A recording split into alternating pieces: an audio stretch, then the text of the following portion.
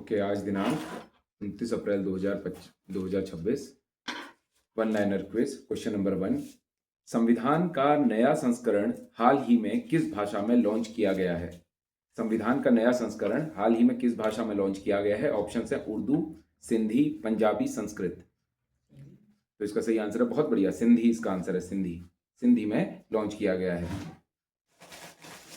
10 अप्रैल 2026 को भारत के उपराष्ट्रपति ने सिंधी भाषा में भारत का संविधान जो है उसे नवीनतम संस्करण उसका सिंधी भाषा में जारी किया। इसके पहले 2025 में के अंत में संथाली भाषा में, जिसकी ओल चिकी लिपि है, संथाली की ओल चिकी लिपि और अन्य 9 भाषाओं में संविधान का संस्करण जारी किया गया था। 2025 में संथाली में और रिसेंटली 10 अप्रैल को 2026 में सिंधी भाषा में इसका संस्करण जारी किया गया। नेक्स्ट अगला क्वेश्चन है, क्वेश्चन नंबर है कुरु कुरु स्वाहा किसकी रचना है?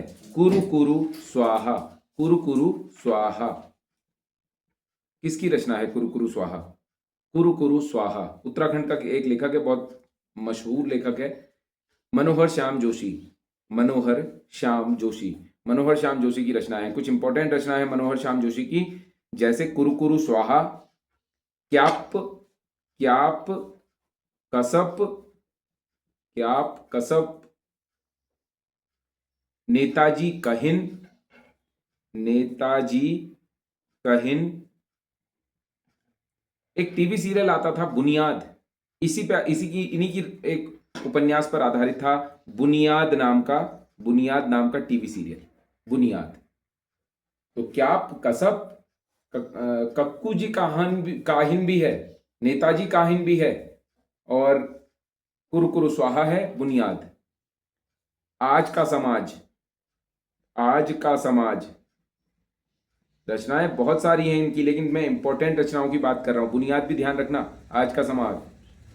किस्सा पौने चार यार, किस्सा पौने चार यार, किस्सा पौने चार यार, कैद से छूटा हुआ परमात्मा, कैद से छूटा हुआ परमात्मा। मनोहर श्याम जोशी का जन्म 1935 में अजमेर में हुआ था। मूल रूप से ये अल्मोड़ा के थे। 1982 में दूरदर्शन पर पहला नाटक हम लोग धारावाहिक मनोहर श्याम जोशी ने ही लिखा था। दूरदर्शन पर पहला नाटक था हम लोग, वो मनोहर श्याम जोशी ने ही लिखा था। मनोहर श्याम जोशी को क्याप उपन्यास के लिए, मैं भी कह रहा था ना क्याप, इस क्याप उपन्यास के लिए 2006 में साहित्य अकादमी पुरस्कार मिला।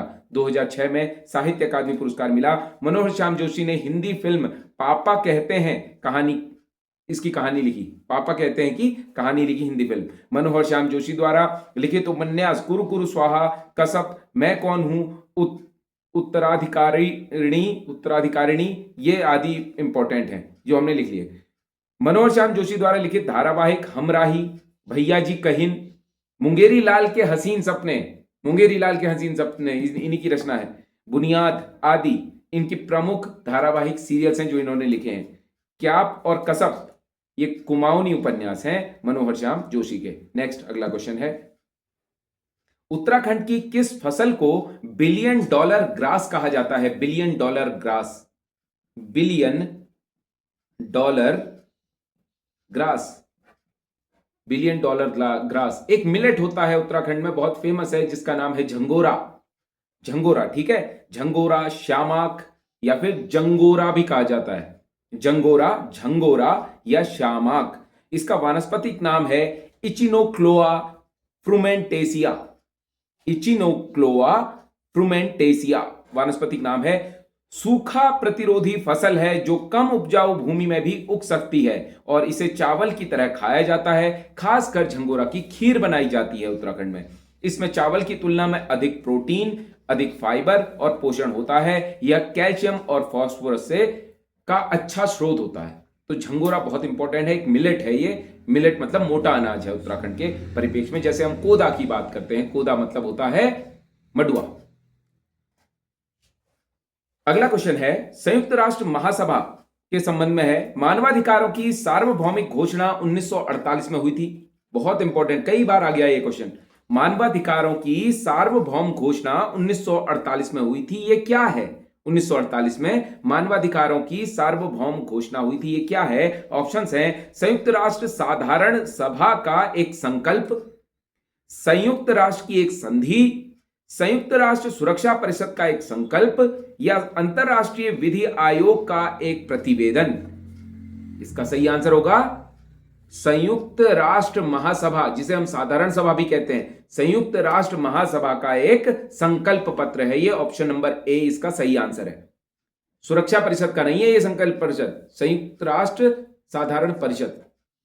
194 member, 193rd last member south Sudan इसका है।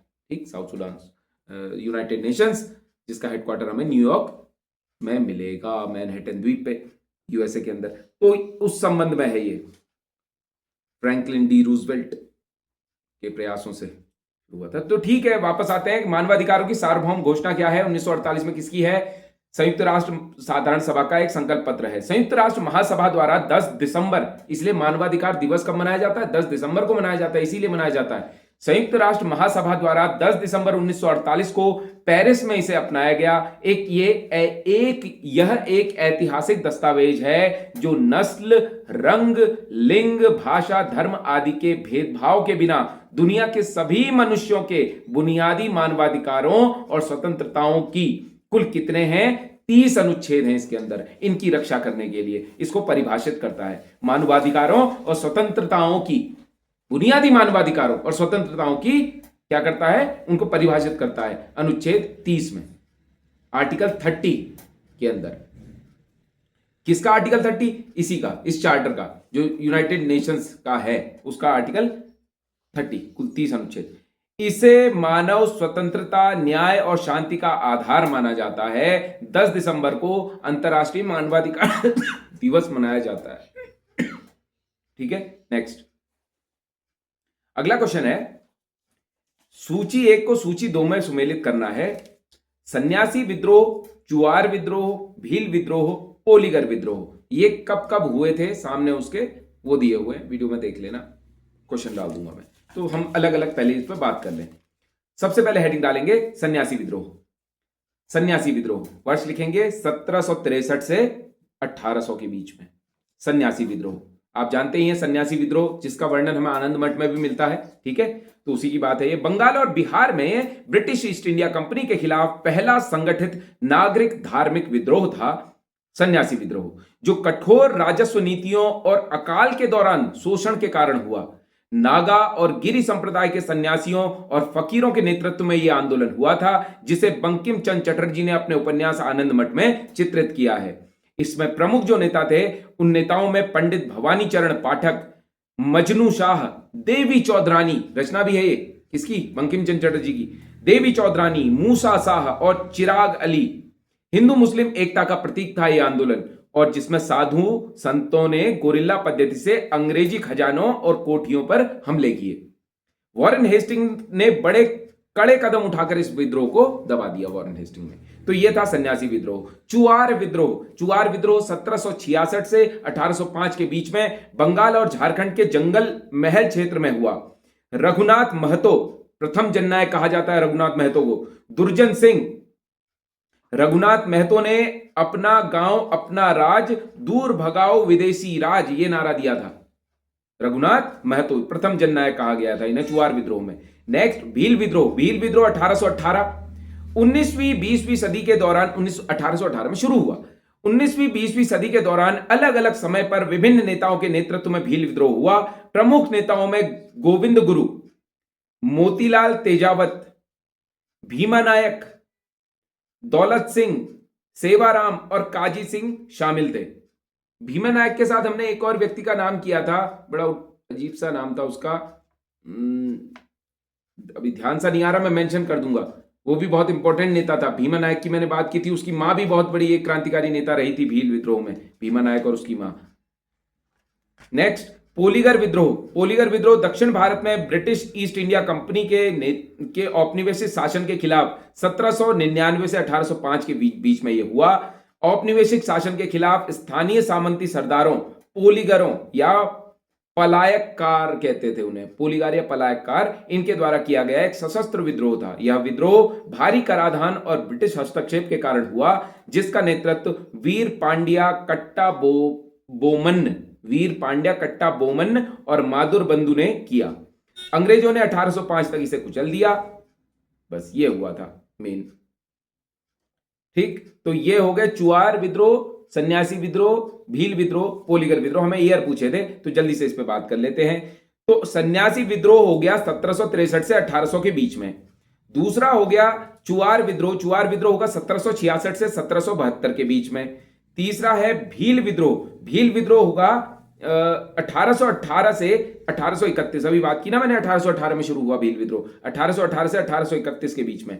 और चौथा है पोलीगर विद्रोह, पोलीगर विद्रोह हो जाएगा 1799 से 1805 के बीच में। तो ईयर जोड़े मिलाने को आया था ये क्वेश्चन। नेक्स्ट अगला क्वेश्चन है नेक्स्ट,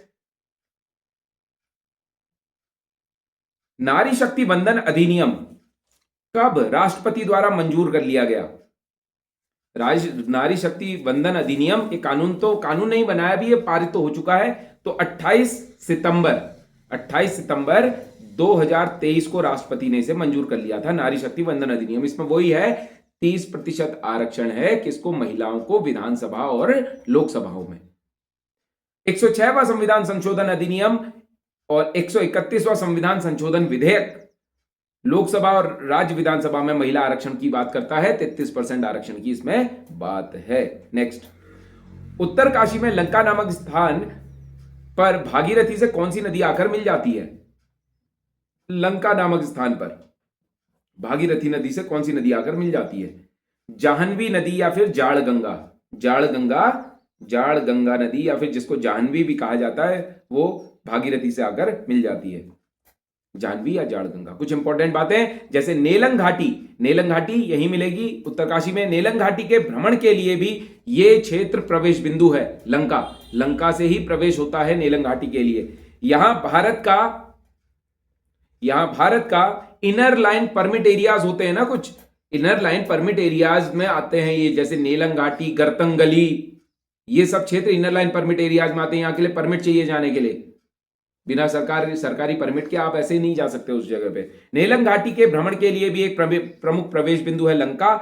यहां भारत का पहला हिम तेंदुआ संरक्षण केंद्र स्थापित करने का प्रयास चल रहा है। लंका के पास ही भारत का पहला हिम तेंदुआ संरक्षण केंद्र स्थापित करने का निर्णय लिया गया है। यह केंद्र नीदरलैंड्स के सहयोग से विकसित किया जा रहा है। बहुत इंपॉर्टेंट है हिम तेंदुआ के कंटेक्स्ट में।